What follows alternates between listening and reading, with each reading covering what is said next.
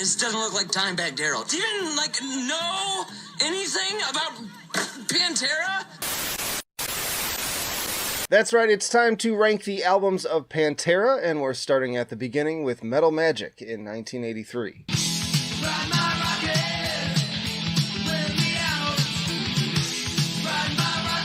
So I heard your complaints about glossing over these early albums last time, so I'm gonna give them their due. In case you somehow still weren't aware, Pantera actually started as more of a glam and heavy metal band with clear influences from the likes of Kiss and Van Halen. Also, the vocalist here is Terrence Lee, aka Terry Glaze, who would go on to front Lord Tracy. From the production and songwriting to track names like Ride My Rocket, right down to the stage names, with Dimebag, for instance, going by Diamond Darrell at this point. This album is very much what you would expect.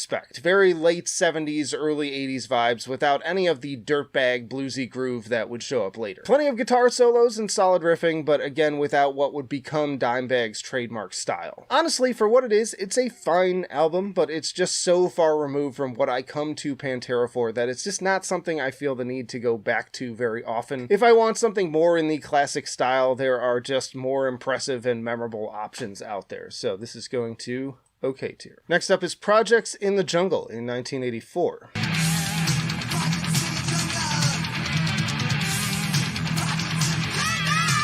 Similar vibe to the last one, though I agree with all music that the vocals come off as more annoying. It seems like they might have been going for more of a Judas Priest influence at times, but I just don't think it really works out. Darrell's still shredding it up on those solos for what it's worth, even doing his own eruption for Blue Light Turnin' Red. And I will say that I already hear shades of the directions that he will go on tracks like Out for Blood, the title track, and Killers, which actually got me banging my head a little bit. But then there's still plenty of eye-roll inducing cheese like In Over My Head and Taking My Life. Again, totally listenable, but it's just sort of like a one and done. I get what I need from it the first time, and that's it. Also going to okay. Then we got I Am the Night in 1985.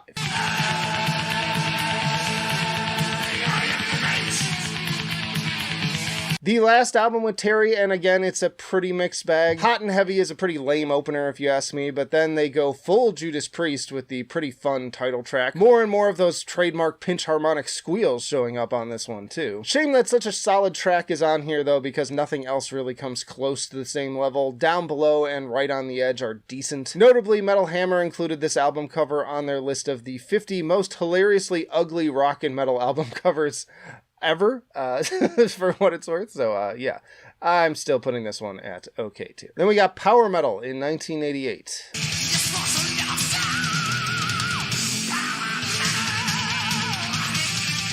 Phil Anselmo finally stepping in on vocals here, although he's still sticking to more of the traditional style with plenty of Rob Halford influence. Great to hear, honestly, because this man had pipes back in the day and didn't get to show them off nearly enough going into the 90s. Now, I hear plenty of people say about these pre-groove metal albums, yeah, the first three are whatever, but power metal is good. But honestly, I don't see why there's that distinction other than the fact that this is the lineup solidified. It's still the same sound of the last three, ultimately. Rock the World is not a particularly impressive opener. The following title track is better, once more showcasing Darrell's skill, but still not especially memorable if you ask me. Down Below is still good, but we already had that on the last album. Burn is also decent, and still more mopey duds for me in We'll Meet Again. I'm just not impressed. I'd still put this at the same level at the others personally. It's just going to okay. But now we get into the meat of it with Cowboys from Hell in 1990.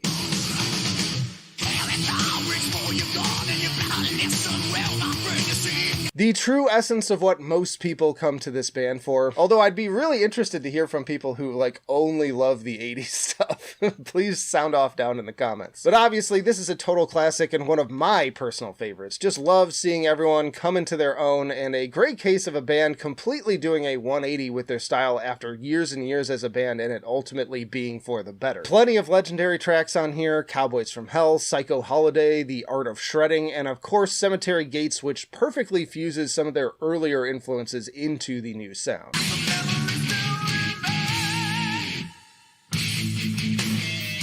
Dimebag said that his guitar tone was highly influenced by that of Overkill's 1989 album The Years of Decay, while Phil was inspired by Kyle Thomas of Exhorder, who released Slaughter in the Vatican this same year. Both of those bands were considered a major starting point for the groove metal movement, but then Pantera took those bones and ultimately set the blueprint from this point on. They even chose Terry Dates to produce, who had also just worked with Overkill. I also like Shattered and Medicine Man quite a bit. Still among their best to this day, if you ask me. I am putting it at perfection this time. They follow that up with Vulgar Display of Power in 1992.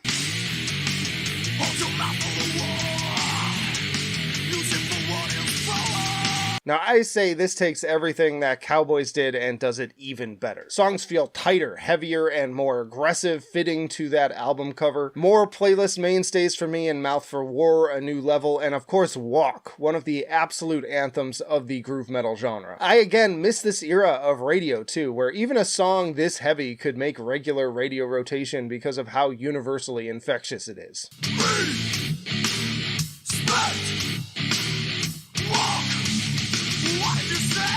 Like, you can't hear that riff or that chorus and just not stop and drop everything that you're doing to get involved. Then you've also got Serious Gym Fuel and Fucking Hostile, and the deeply bitter This Love, also Love Hollow. If someone is looking to get started with groove metal, then this is always the first album I'll reach for, and it continues to be my all-time favorite. Not a dud in the track listing. Perfection, of course. Like, it can't go anywhere else, if you ask me. By the way, if you're enjoying the video so far, be sure to hit that like button, or if you hate it, hit the dislike button. Doesn't make a difference to me. And comment below, how do you rank these albums? Because you may agree, you may disagree. Sometimes we may line up, sometimes we don't. That's the fun of the conversation here, so sound off in those comments. But moving on, we have Far Beyond Driven in 1994.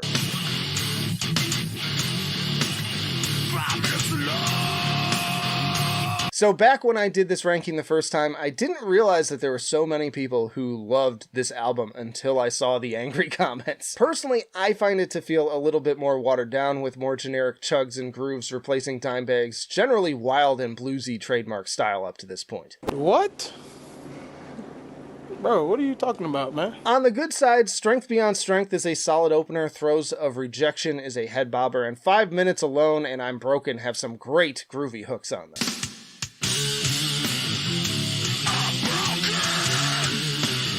But there are also plenty of shittier tracks like Becoming with the annoyingly yarly vocals. And yes, I know that this is another major point of contention with other fans saying that they absolutely love that song. And look, I dig the squealy nu metal guitar hook, but everything else about it puts me off, and riffs like that are a dime a dozen. No pun intended. Hard Lines and Sunken Cheeks and 25 Years both get pretty dull and tedious, and as I've said before, Good Friends and a Bottle of Pills is just plain cringe aside from the awesome bass line. So despite being their fastest selling album and hitting #1 on Billboard, it just feels overly simplified in the compositions, not as consistent when compared to the previous two albums either. Still good, but I just think it's overrated. It is going to great tier, cry about it. You'll live to regret this! They follow that up with the Great Southern Trendkill in 1996.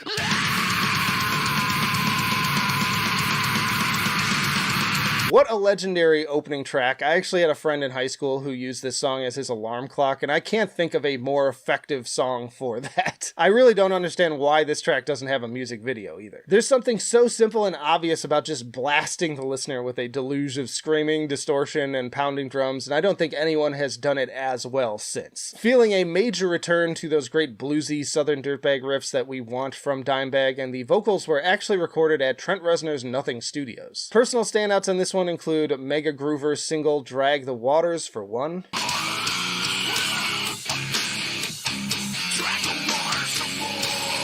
Then there's the moody and atmospheric Floods. 13 Steps to Nowhere has some really awesome drumming on it, more fun riffs and surprises on Living Through Me, and Suicide Note Part 2 is stupid heavy. That said, it's not free from some of the same criticisms I had of the last one, more overly ambitious and ultimately bloated runtimes, more annoying yarling on 10s, and admittedly, I'm still not sure how I feel about Suicide Note Part 1. The experimentation makes for another uneven listen, but I do find it to be a bit more rewarding in the end. I'm also putting this one a great tier, but just a hair higher. Then we have Reinventing the Steel in 2000. 68, into the world war, 70. Pantera's final album and also their first to not be produced by Terry Date, making for some differences in overall sound, but even so, and in spite of the likely ongoing conflict between band members by this time, this one definitely has its share of bangers as well. Solid opener going into the also hypnotic and head bob inducing Goddamn Electric. Then you got more killer hooks on You've Got to Belong to It, catchy vocals on Revolution Is My Name, and the sheer violence of Death Rattle.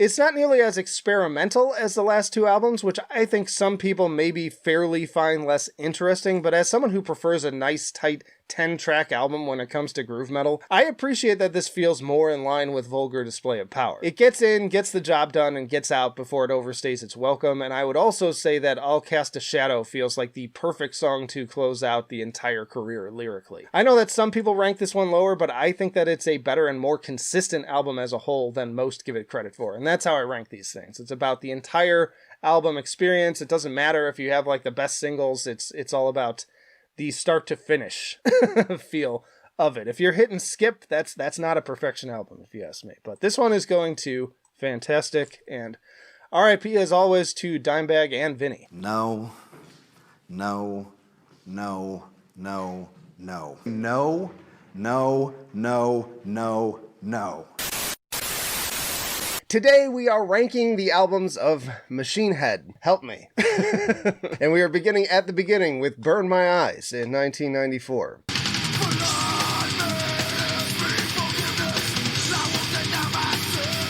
Rob's big debut coming off of his time as rhythm guitarist on thrash metal band Violence, as well as some time with Forbidden. And this is another case of people saying, yeah, this is one of the good ones. But much like with 6 Feet Under's The Haunted, I'm left just shrugging my shoulders and responding, we have so much better. Pantera, Living Sacrifice, Prong, Napalm Deaths, Fear, Emptiness, Despair. Anyways, solid head bob inducing guitar hook on the classic Davidian, but right for the top, I'm hit from those trademark Yarly Rob Flynn vocals that pretty much ruin my ability to enjoy anything else. Same goes for others here like Old and 1,000 Lies. Solid groove, love that rumbly bass, dig the very 90s production, just give me a better vocalist. Now some may ask why even review a band's work if I don't really care for them, but I always try to keep an open mind. Sometimes my opinions change. Also, the audience has been begging me to do this one. I've made a huge mistake. Notably, this was Roadrunner Records' best-selling debut album until Slipknot's self-titled album came out. A little foreshadowing there too, by the way. This one's going to Listenable. And we got The More Things Change in 1997.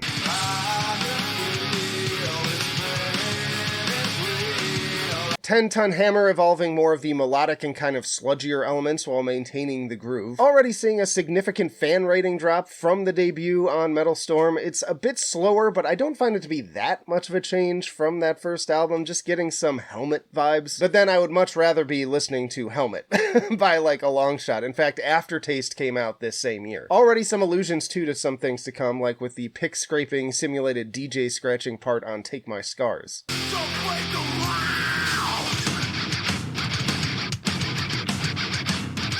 There are moments here and there where I start to get into it, like with the very punky, DB-driven Struck a Nerve, or admittedly infectious The Front Lines, but then the vocals mess it up yet again. Points for taking some chances and adding some much-needed dynamics here, but yeah, this one's going to It's Fine. Then we got The Burning Red in 1999.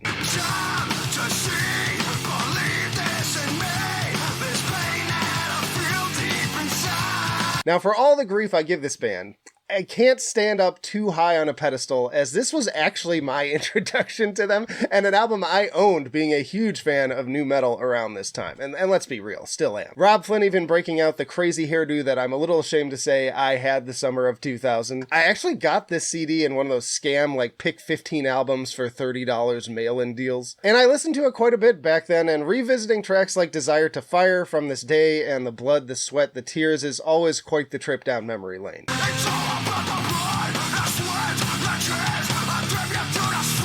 It's not good, but it's frequently entertaining and even fun at times. Some may hate the hip-hop influenced delivery, but I actually somehow find it less annoying than his usual approach. But that's simply not possible. Very hot take, I would much rather listen to this than those last two albums. That said, The Message in a Bottle cover is definitely a crime against humanity, but I'm gonna put this at fun but dumb. Then we got Supercharger in 2001. Shadow, follow.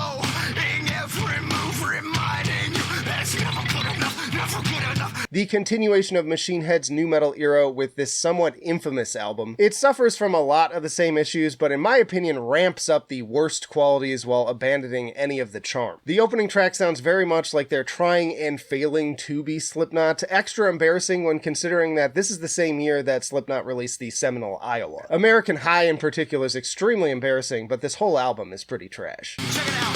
I was that kid sitting over in the corner, smiling with a shit-eating grin. Exceptionally corny vocals, and the songwriting and performances aren't really enough to make up for it. This one is going straight up to bad. How embarrassing. They follow that up with Through the Ashes of Empires in 2003.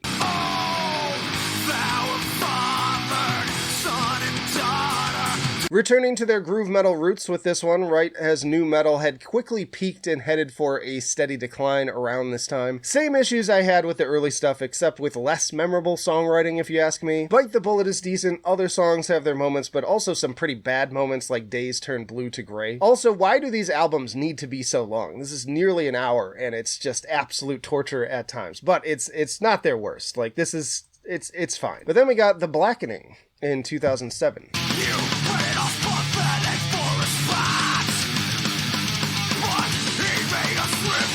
Now, for many years, I've been told by countless people that The Blackening is the best that the band has to offer, and maybe that's true, but I'm still not that impressed. I wish you were dead! So do I! The musicianship here is solid, plenty of great riffs, killer drumming, some decent songwriting, but once more, Rob is just not a very good vocalist. Like, I am so curious to hear from you all in the comments. What do you see in this guy? He takes an otherwise great track like Clenching the Fists of Dissent and pisses all over it.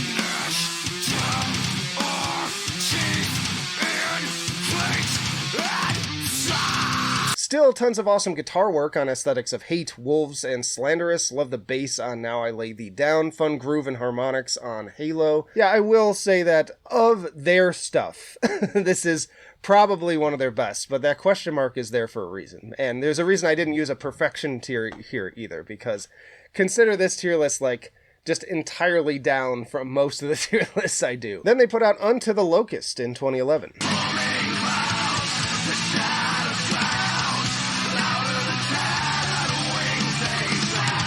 Now, this album also gets elevated in the comments as a standout, and in this case, it may actually deserve it. Interesting choral opener on this one, taking us to a more atmospheric direction on I Am Hell, killer solo too. Lots of killer guitar work on this one in general as well. Love the tapping riff and soloing on Of Be Still and No. Lots of killer guitar work on this one in general as well. Love the tapping riff and soloing of Be Still and No. Dig the more simplistic approach, opening up Locust with emphasis on the drumming. This Is the End and Pearls Before the Swine have some early August Burns Red energy, and strong closer in Who We Are. I don't even dislike the clean vocals on Darkness Within. Kind of reminds me of Cold. Here in this darkness that I lay, depression heavy in its way. Still not a favorite of the genre or anything like that for me, but I concede that this is probably their best overall. This is also the final album with co-founder and bassist Adam Duce. But yeah, I'm putting this at best. If I had to pick one album to recommend to people from this band, and I wasn't memeing, it would be this one. Then we got Bloodstone and Diamonds in 2014.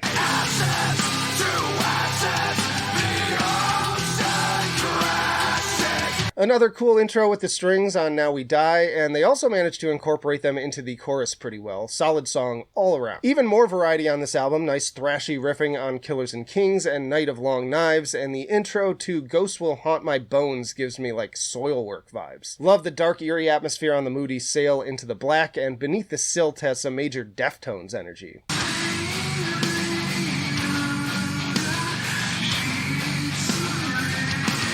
Still annoyed by the vocals at times, but I'm slightly more distracted away from them by everything else, and the singing parts break things up nicely. I vastly prefer those to the Jarls. Also, you could definitely shave like 20 minutes from this thing, and it would be better for it, but I'm going to go ahead and put this one at good tier. Now, unfortunately, they followed that up with Catharsis in 2018. And say they can't ignore us anymore. It's all good to us. So hear me out, 'cause I don't give a fuck. I'm stuck. Garbage Day! Huh? No!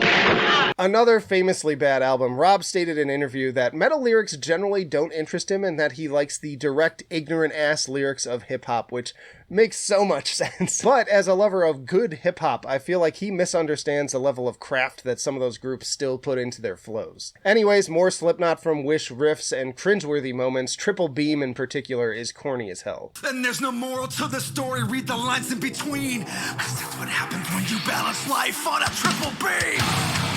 I don't know how you go straight from all the creativity of the last album to this trash. Also don't care for Kaleidoscope, Bastards, Behind a Mask, or We Have Stone Sour at Home, Psychotic, or Razorblade Smile with just awful, awful lyrics. Being Kind, the title track, is pretty decent. Really solid guitar hook on that one. Beyond the Pale is also decent. And I don't care for Heavy Lies the Crown or Grind You Down, but both of those have some solid riffs, at least. Drummer Dave McClain and guitarist Phil Demmel both left the band, citing creative differences in regards to this album and feeling like Rob took their contributions in a completely different direction. Sounds kind of par for the course, based on what I've heard. This is going to bad. Also, I want to pause here and draw attention to the single Do or Die, which was a standalone, and it prompted me to do this on the cringiest bands tier list. And now a dramatic reading of Do or Die. I don't give a fuck about your stupid little scene, reaction videos, and all your pussy little memes. How many bands I gotta bury say a prayer to Mother Mary? Welcome to the slaughterhouse. I hear your motherfuckers talk to me. I marked your body with some chalk. Alright, but next up we have Of Kingdom and Crown in 2022.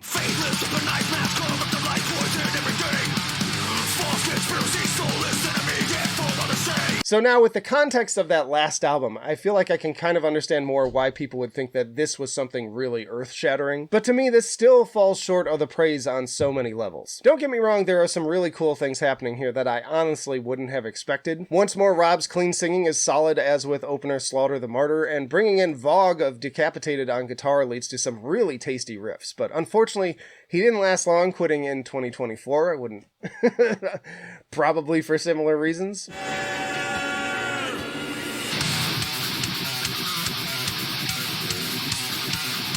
But unfortunately, Rob's continued rah, jam as many syllables into the line as possible approach to vocals just still infects everything else. He just can't seem to stay out of his own way. Choke on the Ashes of Your Hate and Become the Firestorm are both good examples. They're like 80% of the way to being all-around killer tracks, but Rob's lyrics and delivery just stops me from fully signing off. And then you have the really corny refrains like My Hands Are Empty, Kill Me Gently, which come off like something a 5th grader would write. Those rappers he was talking about wouldn't be caught dead spitting a line like that. That is some hackneyed shit. Rotten is also pretty bad on this front, but Kill Thy Enemies may be the worst offender though with that white privilege line, which is certainly a topic you can write about, but there's something so goofy about hearing those two words grunted in such a caveman way that makes me laugh out loud every time. Agonizing arrogance, white privilege and the folly of pride. Even just looking at the track list with all the edgy stylized O's feels like the perfect summary of this album's vibe and Rob's arrested idea of what's cool. Credit again for creativity and atmosphere though, and in spite of all my criticisms, I do still enjoy this more than some of the others here. I am going to put this one at fun but dumb. I guess I should put it a little higher than the Burning Red. But that brings us to Unatoned in 2025.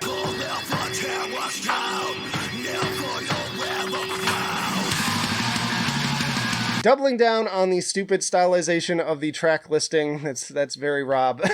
And it only takes seconds for them to crank the cringe level back up to 11 with Atomic Revelations. And if the chorus of that one didn't have me rolling my eyes enough already, the opening of Unbound made me laugh out loud again. I would be more forgiving of these lyrics if the guy were in his early 20s, but dude, you're pushing 60, and it feels like you think every syllable is going to change the world. The clean singing is probably the best part of Outsider, as the kind of rabid approach that he is going for with the rest of it also had me giggling quite a bit. On the note of clean singing, though, that actually ends up making tracks like Not Long for This World and Scorn among my favorites due to the lack of harsh vocals. Like, sure, they're basically butt rock ballads, but they are the few moments on this album that I'm not actively throwing up in my mouth. Of the heavier stuff, Bone Scraper and Bleeding Me Dry are passable once more, in large part thanks to the clean sections, though they're not without their bad lyrics as well. And I'll also give some credit to These Scars Won't Define Us for being the first time on the album where I was actually interested in the riffs.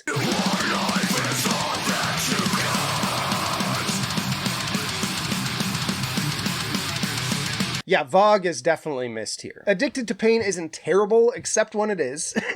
But again, feels like more of a generic version of a later Slipknot song, and Shards of Shattered Dreams isn't great either. Look, it's far from the worst thing ever, and it's not even close to the worst thing I've even heard this year. I just, for the life of me, can't understand the hardcore fans who ride for this band. But that said, I have plenty of bands like that others would probably say the same thing about, so touche. Again, if you are one of those ride or die fans though, please drop a line in the comments as to why. I am genuinely intrigued. This is all just my opinion. If you enjoy this music, have at it. Like, I love listening to Limp Bizkit, okay? But anyways, I'm gonna go ahead and put this album at listenable. Y'all, it's that time again to talk about one of my favorite bands from high school. We're ranking the albums of Lamb of God.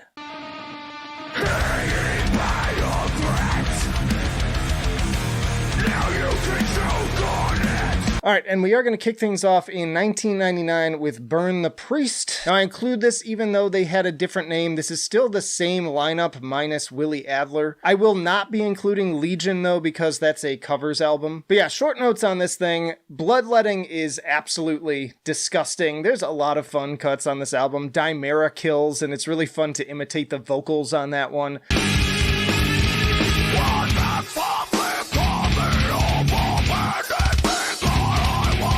Suffering Bastard, Lame is fucking brutal, and who doesn't love a song named Goatfish? I'd say this has a lot more in common with like a Napalm Death album than Pantera at this point in their career. The songwriting isn't super memorable, admittedly, but it's still just a really damn fun album. It's not like in the upper echelons of their discography, but I put it at a C, and remember, C is still good. It's just maybe not as good as some of these other ones we're going to get into. Next up, we have New American Gospel in 2000, so this is their first album under their actual name, and the first with Willie Adler on guitar. It's definitely a bit rough sounding, even acknowledged by the band due to apparently like time restraints and also heavy drinking at the time. Even so, I think it gives it the same level of charm as listening to like old school death metal or second wave black metal. You get used to it. Stop being a little bitch. Oh, my freaking ears! And speaking of which, once more, this goes heavy on the grind and death metal influences. Randy just going nuts with the shrieks and squeals. I really miss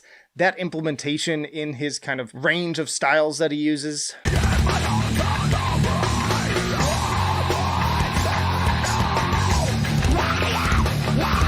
Black Label is an absolute classic and still great to hear live. A Warning and Pariah are total rippers. In the Absence of the Sacred is just insane with those chuggy parts. Love the opening of the Black Dahlia and those absolutely unhinged vocals from Steve Austin of Today is the Day on Terror and Hubris in the House of Frank Pollard. The Subtle Arts of Murder and Persuasion also has great atmosphere with that creepy lead hook, and I really love the bonus track Nippon. For a long time, I've held on to keeping this in A tier as it was a long-time favorite going back to when I first got into them in the early 2000s, and after nearly 20 years listening, it's still an A. Fuck it. Like, just fucking raw. Great album. And just a reminder, again, I always limit myself in terms of how many albums can go per tier, because it just makes it a lot more interesting to talk about than just putting everything in like 2 or 3. Next up is As the Palaces Burn in 2003. So I'm just going to say it again. In my opinion, this is Lamb of God's best album, hands down. I know many say that Ashes of the Wake is the one, and it's definitely close, but for my money, this is the one I will always remember catching the premiere of 11th Hour on Headbangers Ball, and just how awestruck we were. I was hooked from that moment on. The hour of reckoning draws near. Judgment Day is here and gone. Now, of course, we have to talk about how this album had a pretty infamous, nightmarish production, for which I highly recommend the accompanying documentary. Like, poor Devin Townsend got handed a complete clusterfuck to sort out, and he is not shy about sharing his thoughts on the experience. If I try and mix this, it's gonna kill me. But frankly, I love the sound of this album. Like, once more, I think it adds to the charm for me, and it gives it this completely unique darkness and edge that I have not found on really any other metal album. It literally sounds like it's just choking you throughout the entire runtime, and as for the songs, they're all classics in my book. Ruin, As the Palaces Burn, For Your Malice, Boot Scraper, Vigil. So many fond memories of driving around when I was kind of just having my driver's license for the first time and blasting this through that old cassette player adapter with the Discman. Loved it back then, and it's still my favorite to this day. Going to S tier. Goated. And then we follow that up with Ashes of the Wake, as I just mentioned, in 2004. Now, as I said, this is a very close second for me, and admittedly, the production is objectively better, probably even the best it's ever been. This is deeply inspired by the Iraq War, which just reminds me of how old I'm getting. Once again, I remember the first time I heard Laid to Rest, and what a perfect single. Like, every guitar player I knew was learning that song and trying to master that great little pinch harmonic in there.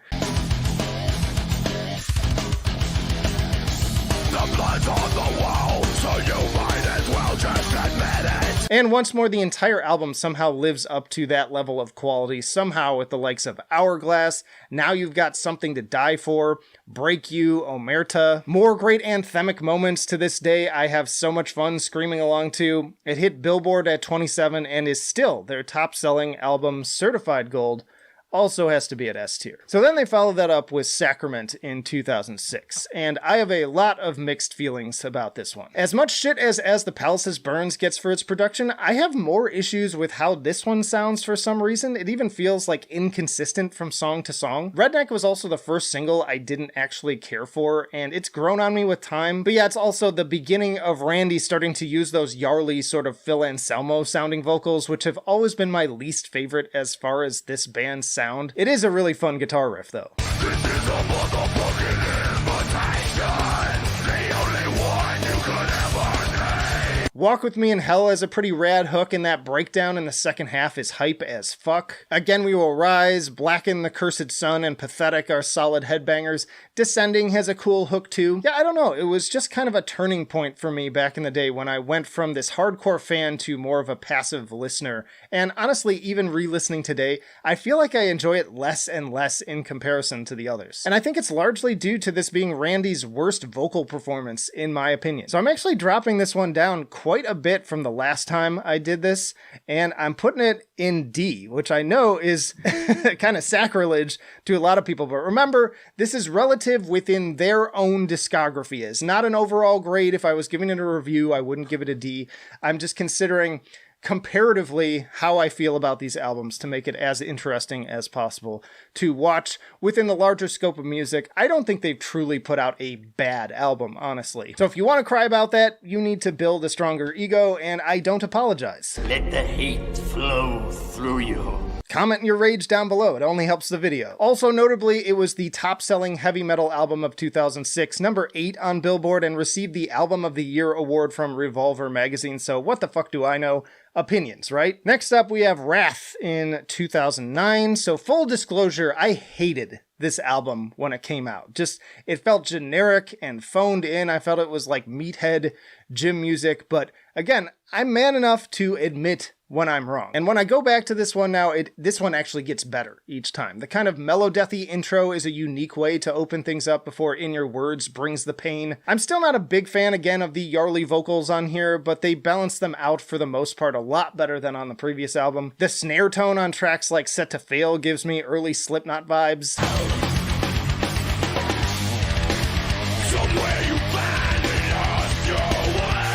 Contractor is a fucking meat grinder of a track. Love that start-stop riff against the persistent beat on Fake Messiah. Broken Hands has that sick vocal intro. Dead Seeds is hooks for days. It's not perfect, and it has some kind of fillery moments here and there. Not a big fan of Everything to Nothing or Choke Sermon. I'm not gonna go crazy like some people and say this is their best album, which is still shocking for me to hear, honestly, but it's definitely a good one, a lot better than I initially gave it credit for. And it was also their most successful in terms of sales, apparently, hitting number 2 on Billboard. I'm going to put it at B, and I can almost really call it like a B+.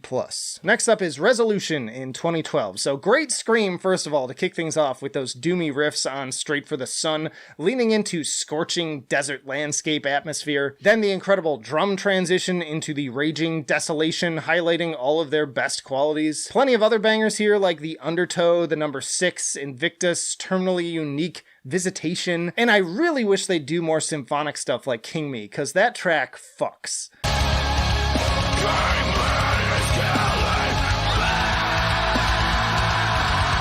I even like the dark bluesy interlude Barbarossa. Maybe a little long at almost an hour and with a little room for trimming on stuff like The Walking Dead and Insurrection, but overall I feel like this one is seriously underrated, and while I take the time to go back and re-listen again for every time I do these rankings, I feel like a lot of the time commenters are basing their thoughts and feelings on memories from like 5 or more years ago. So seriously, give it another solid listen if it's been a while and then make up your mind. And if you still feel the same way, fine. But me personally, this one's another like B+, kind of A-.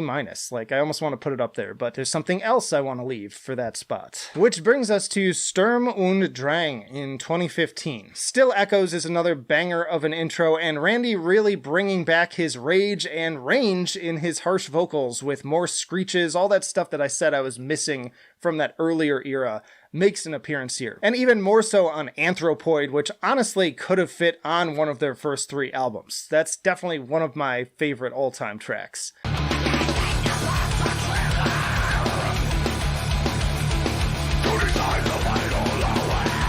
Great riffs, more scream-alongs, more great hooks across the board on tracks like Erase This. 512 is good because it gets extremely personal. Embers with Chino, Torches with Greg Puciato of the Dillinger Escape Plan. Honestly, the only track I don't like here is Overlord, and that's not just because it has clean vocals, it's more so that Randy just isn't really a strong, clean singer, and the song itself is sort of boring. But yeah, overall, this thing is a total ripper. It's the fastest and heaviest since Ashes, in my opinion. Drummer Chris Adler going out with a bang too, because I don't think they'll ever be quite the same without him. Yeah, I'm putting this one at A tier. I think it's just short of S, honestly. Then we add the self-titled Lamb of God in 2020, and I always say I'm always hesitant when I see a band late in their career drop their self-titled album. Like, it just it gives me bad vibes, and usually they don't turn out well. Now, I'd say overall the sound of this one is most similar to Sacrament. Checkmate almost sounds like Redneck Part 2, and it's a pretty decent song, even though I wish I could unhear the line Make America Hate Again. Cringe. Likewise to Reality Bath with This Is the New Abnormal. How embarrassing. Lots of lyrics, honestly, that feel like they think they're more clever than they actually are. Gears is pretty good. New Colossal Hate, despite some iffy vocals, is also a good one. Resurrection Man has one of Randy's best blechs of all time.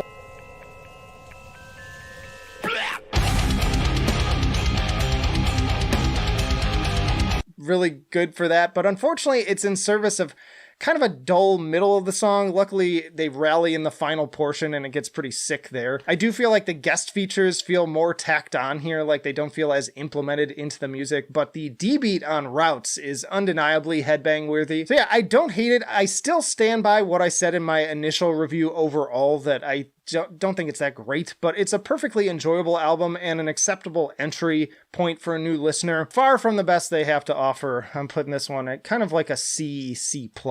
I do like it a little bit more than when I first heard it. And that brings us to Omens in 2022.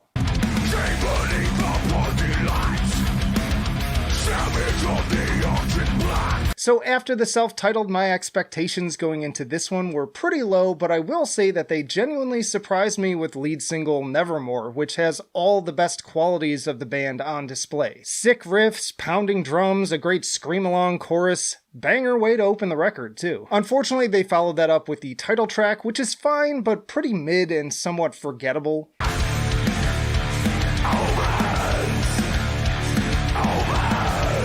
Grayscale was a bit better, but still not quite on the same level as the bar set by that first one. This caused me once more to lower my expectations, but luckily getting into the other tracks, there's still plenty to enjoy here. Vanishing really impressed me with some seriously Melodeath-inspired guitar work that reminds me both of Ashes of the Wake and also some of the best As I Lay Dying tracks of that same era. Similar notes for the verses of To the Grave, even if the chorus could use a little work. But then there's the absolutely ripping Ditch. Like, seriously, fire whoever decided to make Omens a single instead of this one, with its explosive intro and balls to the wall, thrash metal speed giving off Pantera vibes.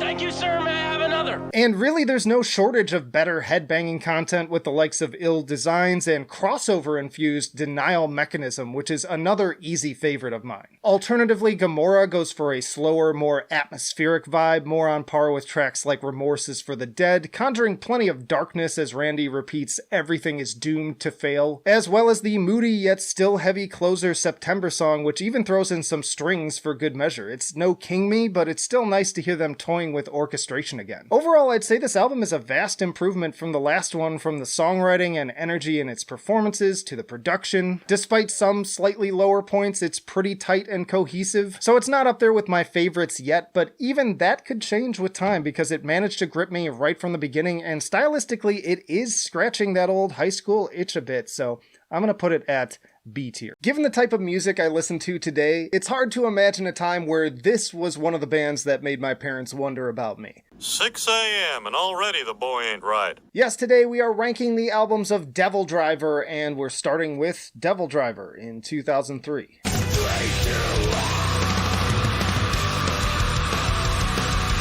Dez's first outing post-Cold Chamber via Roadrunner Records, and as a big Cold Chamber fan back in the day, I gotta say I was pretty stoked for this in the lead-up, listening to the 2 pre-release singles over and over again. In fact, I remember the day I got this album at my local Best Buy. I drove there on release day, and they had just closed, and I was even like begging the guy to let me in, but I ended up having to come back the next day. But I still have that very copy up on the shelf behind me. Banger tracks on this thing, heavier than anything he had really done before. Nothing's Wrong just rips you apart right at the top and sets the tone for a lot of great tough guy weightlifting lyrics. I Could Care Less is a fantastic single with that earworm guitar hook and sick grooves. Die and Die Now is another meat grinder, alternating the blackened tremolos with the chugging grooves.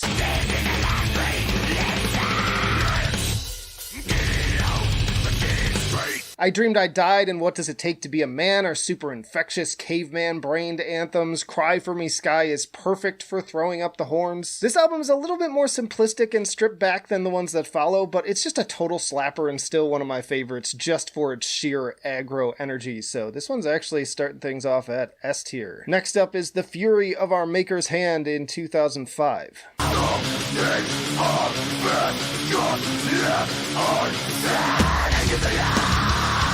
End of the Line is one of my all-time favorite metal album openers, period. Like, it just goes so hard and sets the bar so high for what is thankfully a consistently strong album. Speaking of being ripped apart, we actually have Ripped Apart on this one. Fantastic title track for the closer, too. And then there's also Grinfucked and Hold Back the Day, which are both impossible to not bang your head and scream along to, and I love the throwback energy of the latter's music video.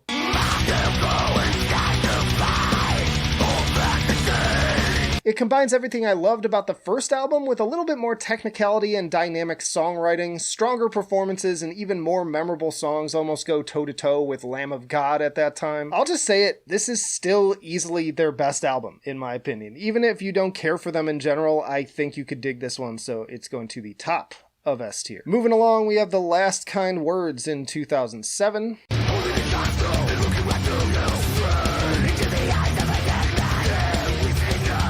Another incredible opener with Not All Who Wander Are Lost. I've spent many drives belting this one out during a commute. This thing is just ferocious and endlessly quotable, and speaking of which, Clouds Over California is also one of their catchiest tracks and ended up on Rock Band as DLC, if I'm not mistaken.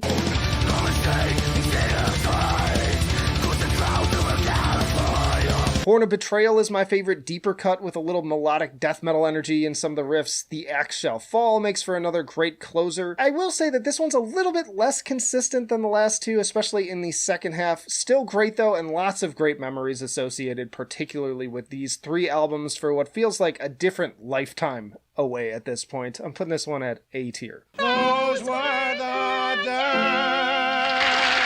Then we got Pray for Villains in 2009.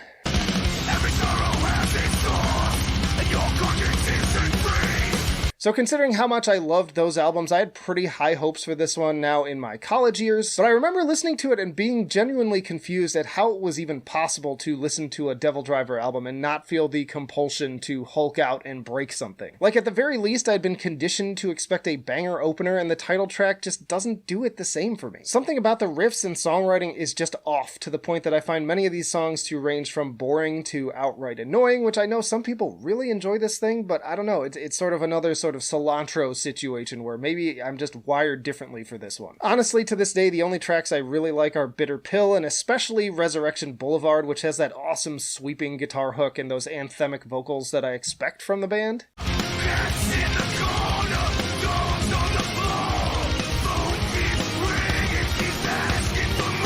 Again, I know some people really adore this album, but for me, it's just a turning point where they went from being one of my favorite regular listen bands to kind of back of the shelf at that point. So this one's going to C tier. And as always, comment below if you disagree. I want to hear what your rankings are. Let's get a conversation going. It's more fun for the conversation when we have different opinions. But moving along, we have Beast in 2011.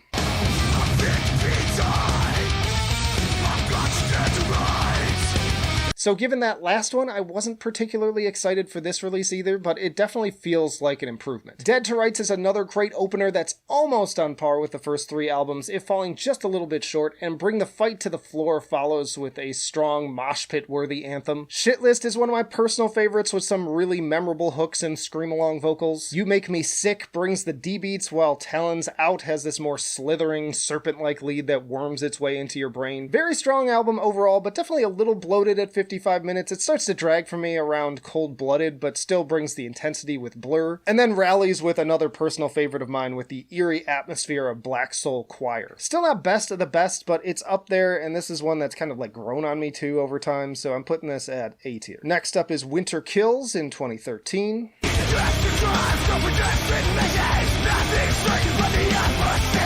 Oath of the Abyss is just another okay opener. If it were up to me, I would have kicked things off with Desperate Times, which feels like it could have been on the Fury of Our Maker's hand and probably makes my top 10 songs list for the band. Ruthless is kind of interesting for a more dynamic track, and I also like the Appetite with the quiet intro slowly building up and the dramatic melodic overtones of the title track offset by the groovy chugs. Gutted is another strong song for the mosh pit.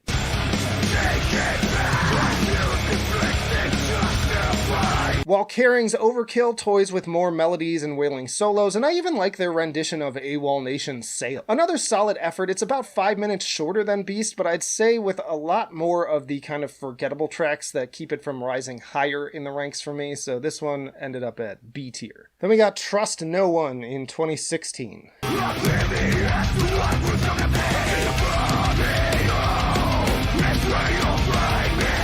Now, I took one look at that piece of shit Photoshop-looking artwork and expected this album to suck. But as they say, never judge a book by its cover, because it ended up being one of my surprise bangers of that year. Well, well, well. How the turntables... Solid opener with Testimony of Truth and a couple of real heavy hitters here with the anthemic Bad Deeds, and above it all, really bringing back that old energy for me. This Deception and Daybreak have some really fun guitar work, the latter especially on that epic chorus, as does Trust No One with its earworm main hook and awesome soloing.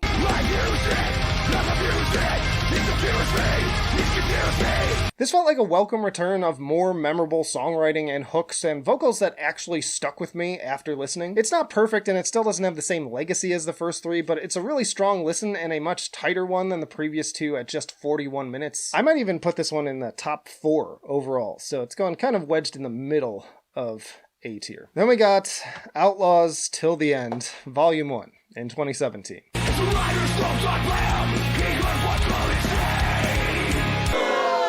Their music's bad and you should feel bad. I don't even know what to say about this one. Like, on paper, I was genuinely intrigued about the idea of them doing country covers since they have some of that same kind of swagger, but Jesus Christ, I couldn't even finish this thing when it came out. I tried multiple times. Just completely unlistenable.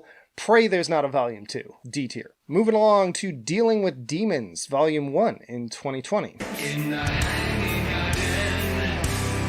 garden, nothing is what it seems. So after them climbing back to a quality release only to plummet so hard again, I had a hard time conjuring any remaining interest for this one, but I do it for science and sheer morbid curiosity. And the singles didn't do much to change my initial impressions either, as they were just so boring. And that's a word I'd use to describe most of this album. It's not bad, it's listenable, but it just makes me want to go to sleep half the time. I'm surprised to see some of the critics really enjoyed this thing, but I just don't know. Like, Keep Away From Me is okay, but lacking in energy. Nest of Vipers seemed like it would have promise with the backup vocals, but goes nowhere. And I think Iona is a snorer with some really corny vocals, even for them. I'm always down for some clean vocals too, but the ones on Wishing just are not particularly good. Witches is the only track that I get much of anything from on this one. It's probably my favorite here. Again, it's far from the worst album out there. It's no Outlaws, but I do take it as a bad sign when the album's been out over 2 years and there's still no Wikipedia page for it. This one's going to C tier. And then we got Dealing with Demons Volume 2 in 2023.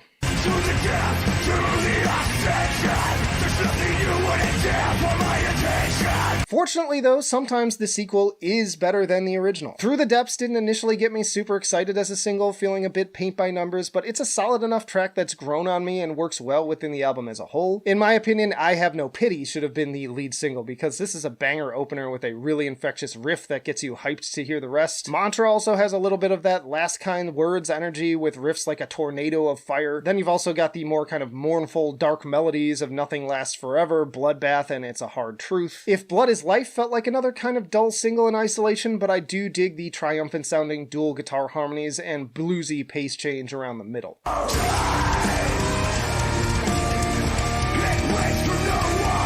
One of the more interesting tracks that stood out to me was Summoning, which on the surface seems unremarkable, but brings some interesting dynamics, matching the usual grooves with more atmospheric, kind of country-tinged leads that actually remind me of August Burns Red. And then we also close on a strong note with This Relationship Broken, really bringing the heat with constantly shifting earworm riffs and infectious rhythms, as well as one of Dez's more energetic-sounding performances in years. This is why having low expectations going in can actually be a blessing, because I ended up being pleasantly surprised by how much I enjoyed this one. My only main criticism is I do miss some of the speed and sheer ferocity of the early material, but overall, we'll put this one at B tier. There's always going to be two camps. There's always going to be a Marco camp, and there's always going to be a Peter camp. So Right. It seems like everybody's pretty much getting along now. So it's cool.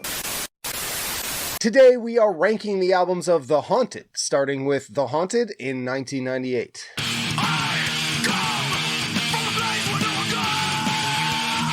The Swedish band kicking things off very much with riffs that are more or less a continuation of Slaughter of the Soul, which shouldn't be surprising considering that we have 3 members carrying over from At the Gates, alongside Patrick Jensen of Witchery. But then you've got vocalist Peter Dolving going for more of a Pantera thing, and even the cover feels reminiscent of Reinventing the Steel, although to be fair, this actually came out 2 years earlier.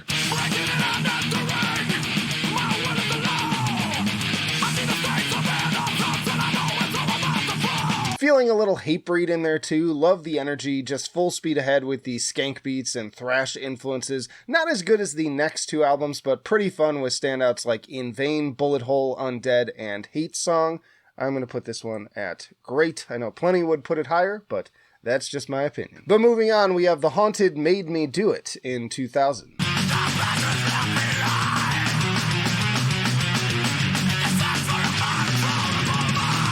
Marco Arro taking over on vocals with this one, and he is a beast, although this also marks the initial absence of drummer Adrian Erlandson. Absolute banger of an album right from the top with that insane earworm opening of Dark Intentions, perfect interplay of the drums and guitars on that one, and then right into the classic Bury Your Dead, once more kind of marrying At the Gates with Pantera.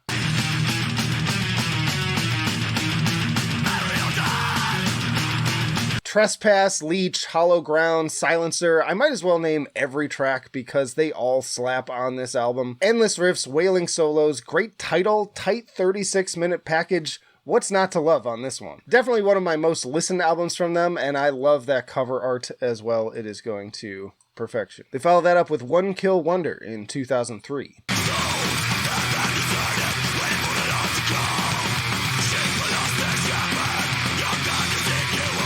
And what an awesome follow-up it is, very much in the same vein as that last one. Definitely feels like a part 2 in the same style with the same focus on speed and hooks, going kind of at 70% at the gates, 30% Pantera. God Puppet will just rip your head off. The main riff on Shadow World gets totally lodged in your brain, kind of an arch enemy vibe on that one. And then of course there's DOA, which made an appearance on Rock Band as well.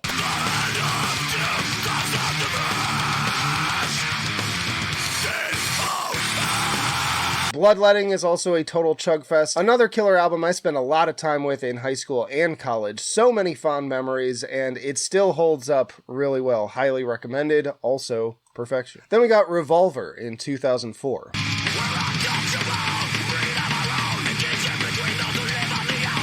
Peter Dolving making a return on vocals with this one, and I remember being kind of let down with the at times more rock-oriented outcome. The album title is actually a reference to the band trying to evolve their sound. There are still some great riffs to be found, but the pendulum swings back more in favor of Pantera here, especially with Peter's more hardcore influenced delivery. I just prefer Marco personally, and I could definitely do without the Yarly clean vocals like on Abysmal, Burnt to a Shell, and to a somewhat lesser extent All Against All.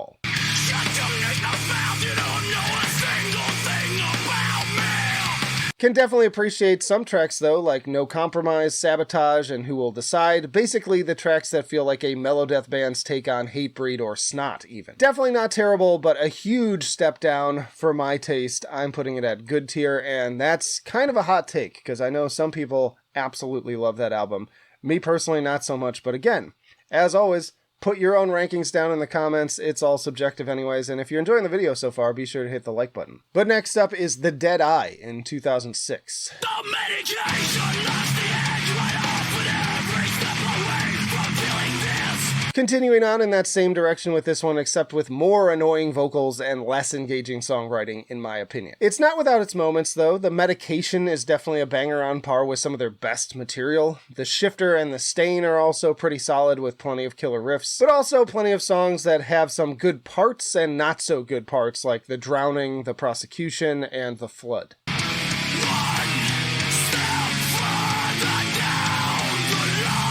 I don't like The Reflection, The Fallout, The Medusa, or The Cynic. The Failure and The Guilt Trip are okay. Not bad, I could just kind of do without it, and another step down from the last one, I would say, so it's going to okay. Next up is Versus in 2008.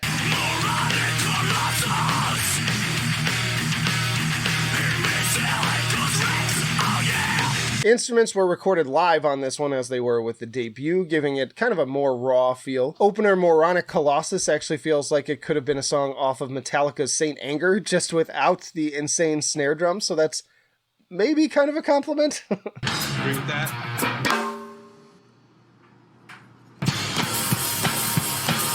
Pieces and Little Cage both start off nice and heavy with more of those classic harmonized Gothenburg riffs, but then detour into a kind of lame melodic direction. Somewhat ironically, I'm not a big fan of Trenches.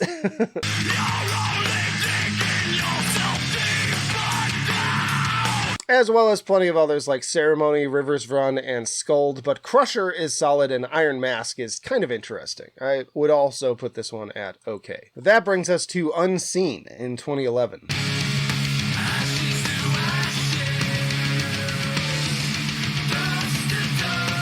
Now, in the lead up to this album, Peter described it as, it's going to be epic, danceable, groovy, and very, very arty-farty metal.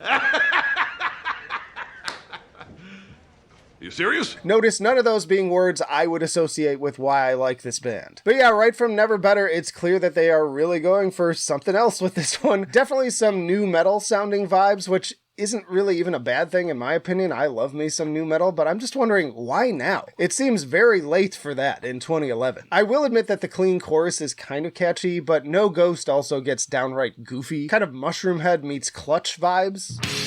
You've got to move as if you need to know why. And it goes on from there. I know people rag on the self-titled Suicide Silence album, but I can still find some enjoyment in that one. This is just like that weirdness turned up to 1,000. The best I can say is that there is some pretty solid drumming on it, but other than that, it's basically unlistenable. Fine for trying something different, but not every experiment pans out. This one is going to bad. I award you no points And may God have mercy on your soul. But then we got Exit Wounds in 2014.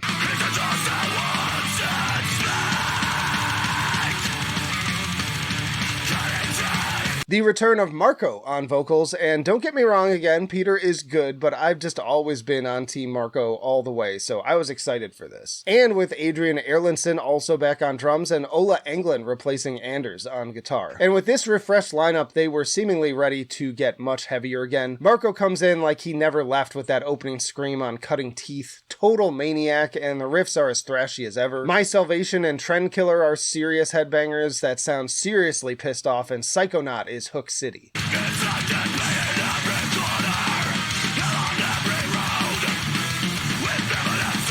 More Pantera and Lamb of God sounding riffs on Time Will Not Heal. Love the cymbals on that one too. Great hooks and soloing on Infiltrator. Killer album pretty much start to finish, if not maybe just a few minutes too long. The first half I would say is slightly better than the second, but overall, after that last one especially, like this was such a return to form, and so I am putting it at fantastic. They followed that up with Strength in Numbers in 2017.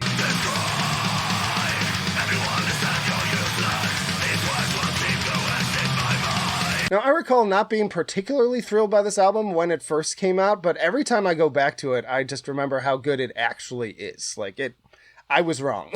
Brute Force is an absolute banger, still bringing the energy of classics like One Kill Wonder and The Haunted Made Me Do It. Preachers of Death has a pretty epic neoclassical solo, and Spark is also just an all-around great track with a more melodic tinge.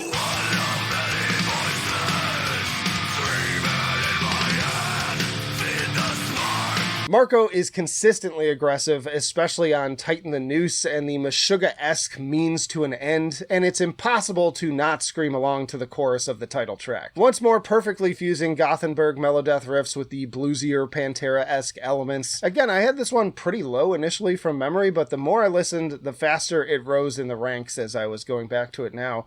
This one is also going to fantastic. And that brings us to Songs of Last Resort in 2025.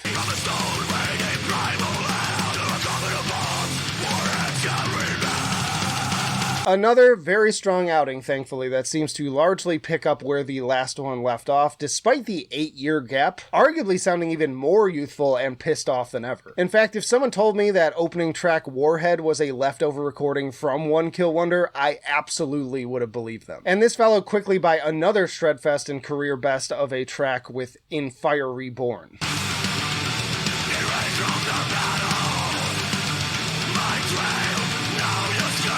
This album's actually loaded with great tracks, from the more mid-paced Death to the Crown and In Flamesy melodies of To Bleed Out to the fiery DB-driven Unbound or the rapidly shifting rhythms of Through the Fire. They really do love their fire imagery, don't they? Also, in addition to being a rager, I love the title of Hell is Wasted on the Dead. Also dig the infectious groove and almost Raining Blood-esque build at the end of Collateral Damage, and the very throwback-feeling slow bluesy riffs of Labyrinth of Lies, taking me back to, like, Privation of Faith Inc. and Demonize. I'd say it still doesn't quite reach the heights of my two favorites, but this may be the closest that they have come since then, and they really have settled into a consistent groove with these last 3 albums. I think they're all equally incredible. I might put this one like a little bit higher, but it is also going to fantastic. I've been listening to Soulfly for a long time, and with Totem releasing, it's finally time to rank them all. Alright, this is going to be a fun one, and let's just jump right in with Soulfly in 1998. Now, I'm particularly biased towards these first 2 albums because they were my jams in high school, and even that aside, this debut just goes super hard, and rightly so considering it's in part a dedication to Max's murdered stepson. So many banger tracks with a lot of great guest musicians. That opening riff on Eye for an Eye really sets the tone with Dino and Burton from Fear Factory. First Commandment does a great job of playing with contrasting super heavy and super quiet sections with Chino from Deftones, Benji Webb of Skindred and DJ Lethal guest on Quilombo, and even Fred Durst's appearance on Bleed goes crazy hard.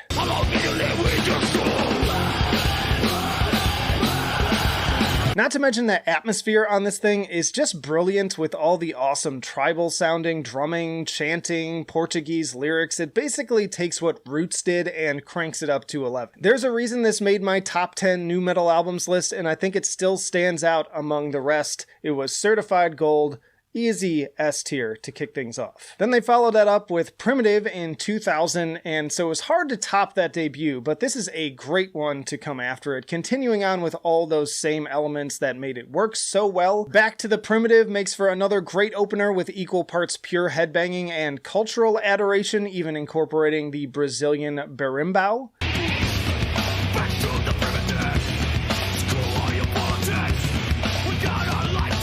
Plenty of other awesome additional instrumentation here too, including Congo drums, sitar, twang, and various wind instruments alongside more hype chanting parts. Then we get even more insane guest features, the likes of which I would say is one of the craziest lineups I've ever seen on a single album. Pain has both Chino making a return alongside Grady Avenel of Will Haven, Jump to Fuck Up, which right down to its title is just peak nu metal, features Corey Taylor. They even got Tom from freaking Slayer on the thrashy Terrorist. And then of all people, John Lennon's son Sean for Sun Song, which is one of my all-time favorites from the band. Honestly, the only part of this album I don't love are the kind of R&B backing vocals on Fly High, but it's far from a deal breaker. Again, these first two really capture the spirit of what I love most about the band, and I don't think they've ever fully matched that since then. Another easy one to put at S tier. So then we got the simply titled 3 in 2002, and this is where I kind of jumped ship with the band originally, as I remember being really disappointed with it when it came out. The production is a bit different sounding, which I think is part of what put me off, a bit more stripped back and even kind of flat sounding in comparison to the previous levels of atmosphere. It very much sounds like people in a studio versus on the last two where I feel like I'm hearing like the actual open air of Brazil. On the positive side of the track list, Downstroy is a decent opener, Seek and Strike is a fine single, albeit kind of a lesser retread of other songs. Here we go, another day, another strike. Here we go, it's the living sacrifice. Here we go. Last of the Mohicans and Call to Arms are pretty fun. Brazil appropriately leans again into the Portuguese and tribal elements, as do the various instrumentals at the end, though I think that these would have been better scattered throughout the runtime instead of just packed all back to back. And the drumming in general consistently continues to be one of my favorite elements of the band at this point. On the negative, I'm not a big fan of one, which features Christian Machado of El Nino, and the opening of Tree of Pain is just kind of lame, which no shade to Asha Rabuin, but she's also the one who did those vocals I mentioned on Fly High. She has a great voice, just not something I really want on these albums. This one's grown on me, but it's definitely not on the same level and lacking the same spark, I would say. So this one's going to B tier. Then we got Prophecy in 2004. So this one was a real treat to finally check out when I did not too long ago, really, and it had me kicking myself for ignoring it for so long. The title track is a solid opener with banging drums and Max coming with just full fury. I see the red sea pouring from the man. I see the desert clouds lit up above me. Living Sacrifice is a rager, bringing those wailing guitars. Love the big solo on Execution Style, along with that great scream-along chorus. Loving the once more stepped-up world music influences on tracks like Mars, Moses, and Parada. And by the way, the drummer Joe Nunez actually worked at my local guitar center, and I went to school with his half-sister. I just happened to run into him when I was getting some equipment. Really nice guy. And then David Ellefson of Megadeth actually did some of the bass along with the guy from Primer 55. Really solid, actually, with a lot of diversity while still being very consistent. Even the In the Meantime helmet cover is pretty awesome. I'm putting this one at S tier. And they followed that up with Dark Ages in 2005, and once more Max had a lot to be pissed off about with this album, as it was recorded in the wake of another family death in his 8-month-old grandson, as well as the murder of his good friend Dimebag Darrell. And I'd say that definitely once more comes through in the music. Babylon kicks things off on a seriously heavy and infectious note, followed up quickly with these skanky beats and squealing solos of I and I. Arise Again has some fun thrash riffs and start-stop rhythms. The main riff on Frontlines is a total ripper.